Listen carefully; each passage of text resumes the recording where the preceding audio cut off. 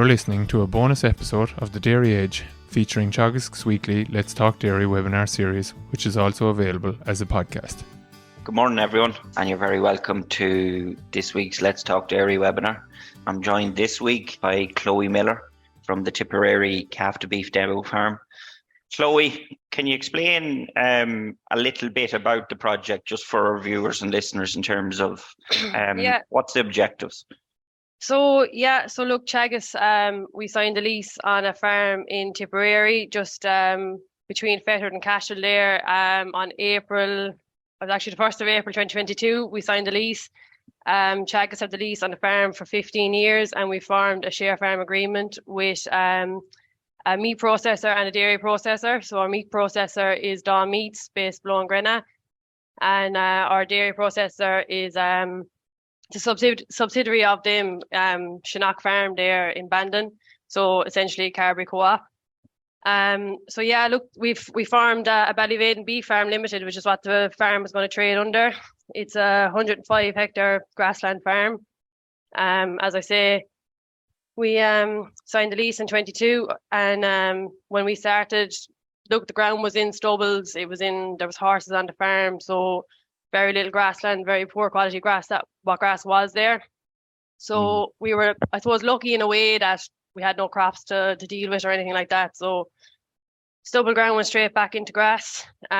So of our 259 acres on the farm, 93 of this is in grassland now today. And we have 30 acres in barley. So it's all been reseeded over the last 12 months, Chloe, in terms of getting it back into grass production. Yeah, we have about 150 acres reseeded. So we're in an excellent position. I suppose our biggest challenge now is to actually keep the grass down.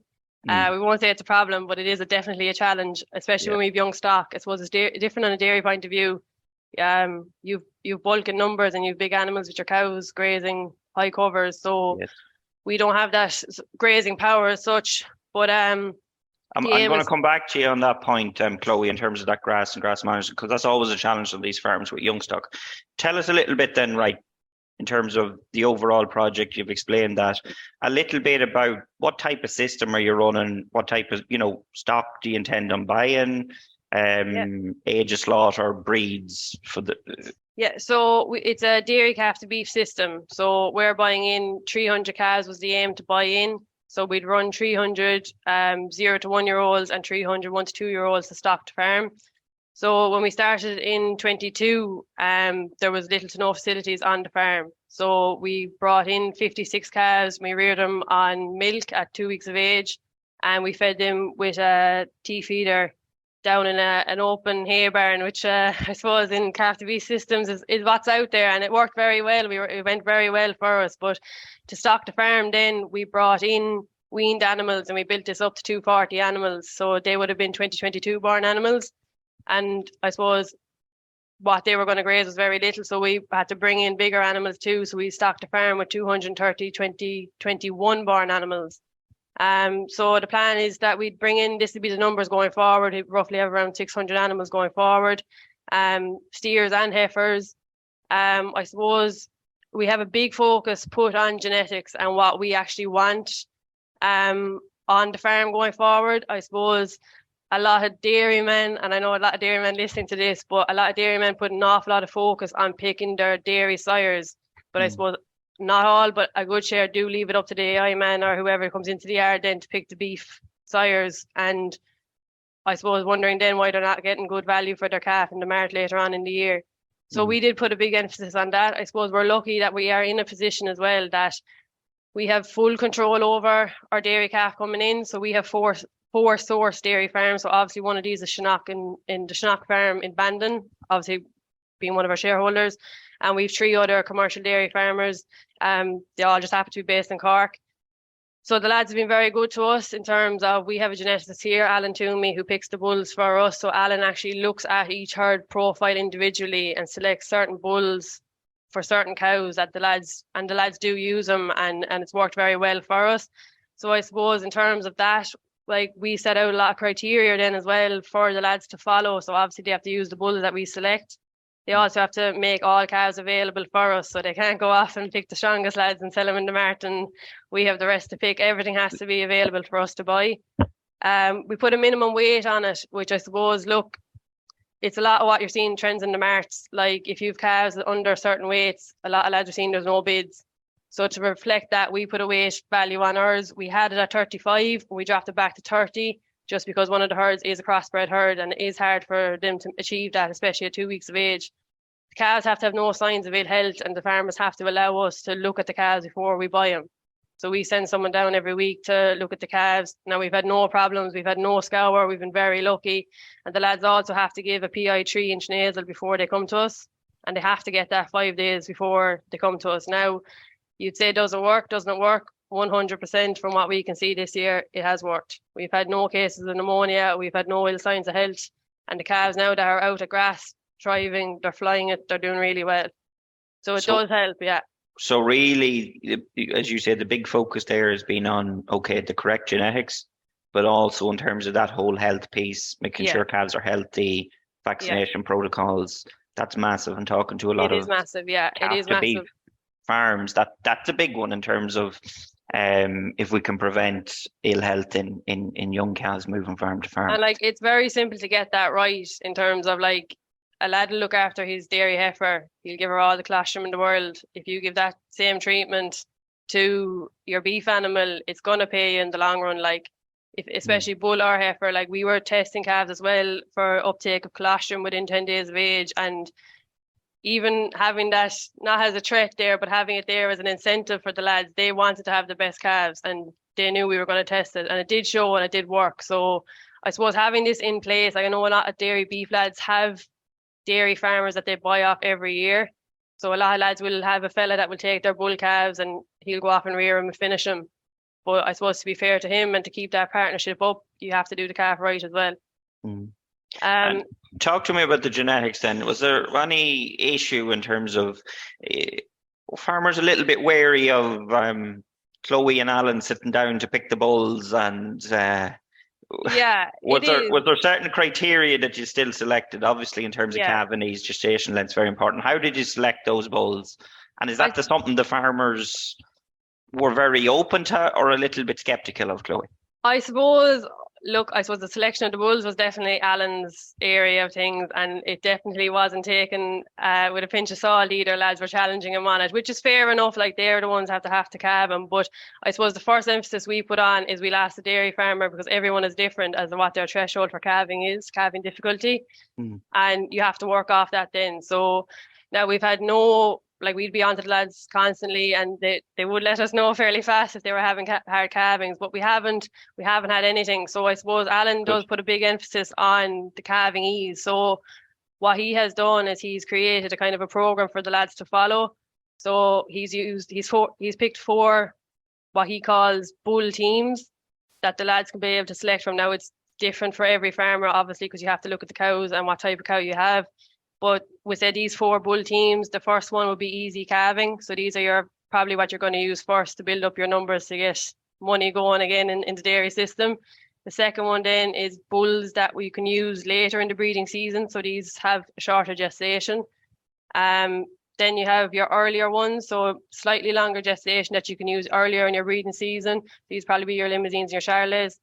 And then your high beef merit sires at the end of the season. So like, these are all criteria he has used, and we have it also in place that the lads have to use at least 3 breeds across the board. So, and like, this can't be your Angus or your Hereford, so they have to use 3.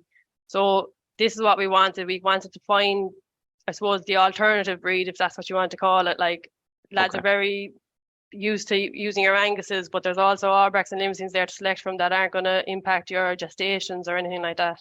So it's really that they're using a range of breeds, not only, I suppose, what would have been your traditional beef breeds used on the dairy. So the primarily breeds that we have on the farm today are Angus, Aubracs, Salers, Limousines, your Partenays, and we've Sailors in there as well. So very good. Big mix, like, so. And tell us then, in terms of the type of system, right? You're running steers and heifers. What's the plan in terms of age of slaughter type of system you're running in terms of finishing targets, weights, that sort of stuff? So I suppose I mentioned there that we had 2021 born animals that would have been slaughtered on Christmas gone past. We actually had an outbreak of TB, so we had to cull fairly heavily on that. So we lost a lot of data in that. So it's not really anything that we can go off. The system that we had, a lot of these animals were fit and they were killing in spec for us at 18 to 24 months. That's the aim for us. Definitely gone before 24 months. They have to be to suit the system. Everything, we'll aim to get as many heifers, they're going to finish earlier off of grass and get as many gone as we can before they hit the shed. Realistically, you're going to probably have all your heifers gone and you're going to be left with a few steers there probably over the winter. Aim to have our steers killing at a carcass about 310 to 320, that kind of way. And our heifers are going to be a bit lighter at 270, 280. So that's kind of the system we're running. But I suppose we do put a big emphasis on the CBV index, which is, I suppose, a relatively new thing launched within ICBF there. So it's your commercial beef value that's put on the animal's beef traits. So I suppose in essence, it's basically what we put this in as well this was a major focus as well when we were picking sires. So we paid the dairyman based on the calf CBV. So we took an average of calves that went through the marks in doubles or triples, so in groups. So obviously we were buying in batches as well. So we went on that and we took the average of bulls that went through for certain ages and heifers that went through, and we created a base. So we gave a base price of €163 for bulls and €127 for the heifer. So the base price for CBV is €80. So if you can produce an animal that's €100 CBV value, we'll give you €20 extra. So euro for euro above your €80 base. Yep. So our average CBV is 115 for this year's calves that we brought in purely from the genetics that Alan selected to get us to that level. National average is €65. Yeah.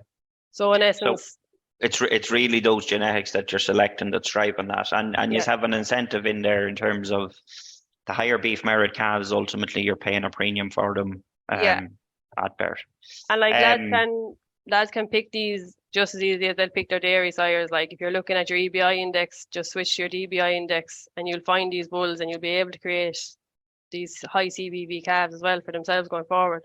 Yeah, and we would have had a conversation a few weeks ago on that ultimately in terms of being mindful about the beef sub-index and the calving sub-index, and I suppose using bulls that are balanced, but then also in terms of, as you said, there's teams of bulls for the more mature cows that are slightly heavier weighted towards the beef sub-index. Yep. A question in there in terms of, and it's probably one at the moment, transitioning calves, any issues transitioning calves from that kind of weaning period, or what's the protocols first in terms of when calves come in, the amount of powder, when do you switch to once a day? We have a fairly strict protocol that we would have followed from what Nikki Byrne is doing above in Grange. So there's an awful lot of research gone into this, and we've followed what Nikki has done. So basically, calves come into us and they have to be 2 weeks of age. They came into us, I think, this year an average of 18 days, so it kind of suited us. They come into us after it could take 3-4 hours for calves to come up from parts of West Cork to us. So, there's slight stress on them within reason. So when they come into us, whatever time they come in, we pick the day in the week as well, just to make it easier for the lads on the farm. So calves are coming into us every Tuesday. When they come in, they receive 2 litres of electrolyte straight away, and they're put into a pen, straw, water, the whole lot. At feeding time then, so they usually come into us around dinner hour, and the lads will start feeding calves then at 3:30. So that group of calves that came in on that day will receive 1 litre of milk powder as well. Now, some lads might question it. We had it at the 3 litres or the 2.5 litres there as well for that first feed. We found it was kind of sickening calves. They hadn't settled fully within the time. It wasn't causing problems, but calves just weren't happy. So we pulled it back to 1 litre, and then the calves, by the next morning, they had settled and they were up and they were looking for milk and they were willing to drink. So that was just something we changed early on. A lot of our calves as well are coming off whole milk. So I suppose some lads they might make the mistake when they buy in calves to maybe dilute it down a small bit and try and I suppose the concentration of it, thinking they're doing the right thing for the calf. If you reduce the concentration, you're actually making it harder for that calf to clot it, so they're more likely to scour. So I think that's a small thing that it's a key point that lads need to remember as well. But we were lucky enough now when calves are coming on, we had no major outbreaks of scours or anything like that. Calves are coming to us healthy as well, which is the key thing. They stay on, so we go for their overall lifetime age. We don't get it from the day we start. We take it from their birth date, and we go by the youngest animal in the batch, and then we treat them as a batch. So from that youngest animal, we'll calculate on 25 days. So from birth, so day 0 to day 25, they'll be on 3 litres of milk morning and evening, and that's made up of 0.125 of a gram or 0.125 grams per litre is the mix we go with. So about 12.5% concentration, I think, is roughly what we're going with. And they'll stay on that, as I say, until day 25 of life.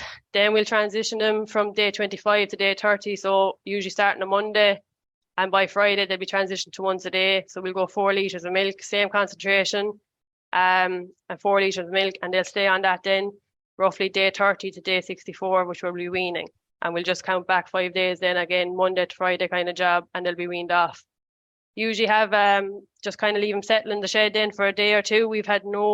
It's gone very smooth for us. We've been very lucky in the fact that it has gone very smooth. We've had no problems.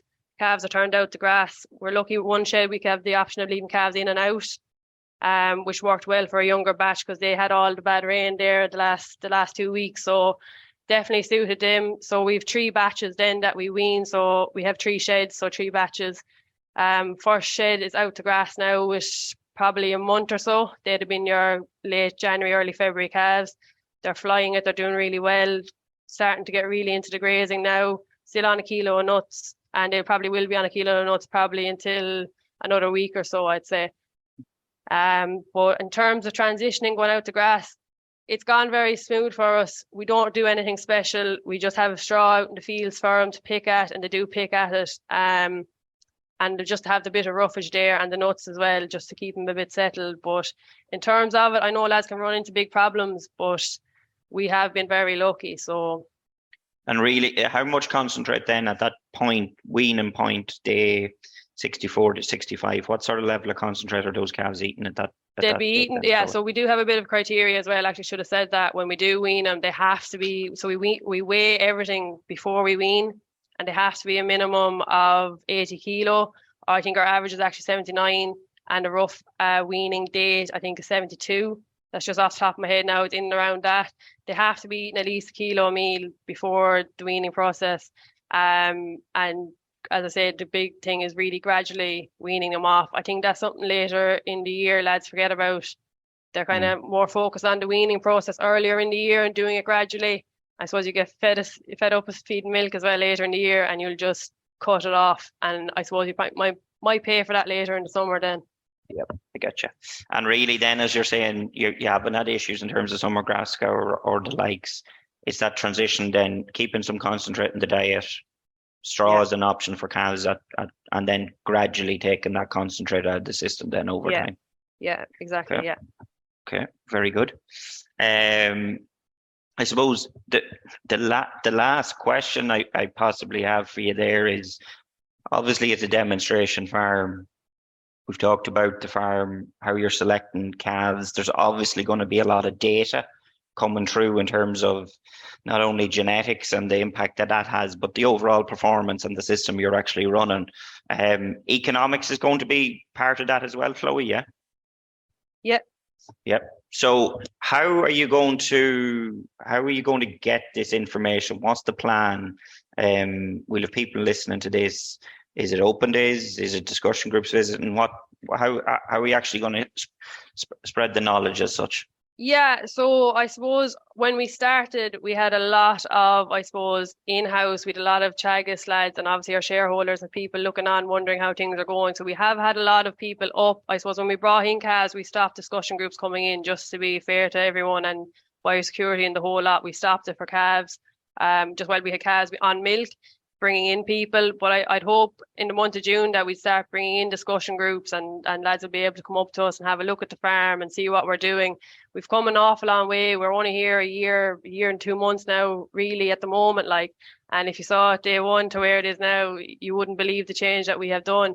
But definitely trying to get the information out. We welcome as many groups as possible. If lads want to come, they can get in contact with myself and we can organise something. We're probably a bit off an open day yet, but maybe next year we might look at doing something or have a kind of something that we can bring in farmers to have a look at what we're doing. But yeah, definitely just, I suppose, gathering the data is the big thing at the moment and trying to get a base of where we're at and see can we build on that. So there's a lot of work to be done yet in that side of things, but definitely we want lads to come in, we want lads to look at this, and we want people to go home and take points home from what we're doing that they can bring home and do as well. So, and is a lot of this going to be channeled through the Dairy Beef 500 program? How is that? I'm sure there's going to be tech notes and updates. No, we will. So we're the demonstration farm for the Dairy Beef 500 program. So we've had the Dairy Beef 500 farmers down because obviously we're working the closest with them. They were down very early. They'll probably be the first group back into us now when we open the gates, probably around the 1st of June. They'll be the first group back down and we'll be in contact with them constantly. We work closely with the team there in the Dairy Beef 500. But yeah, definitely we'll be probably putting a lot of our results out through the Dairy Beef system, through the Dairy Beef 500 system as well. And I suppose we probably will later on launch maybe our own channels there on social media that people can keep up to date with us as well. Very good. Look, I think we've give listeners a good insight as to all the work that's going on the farm.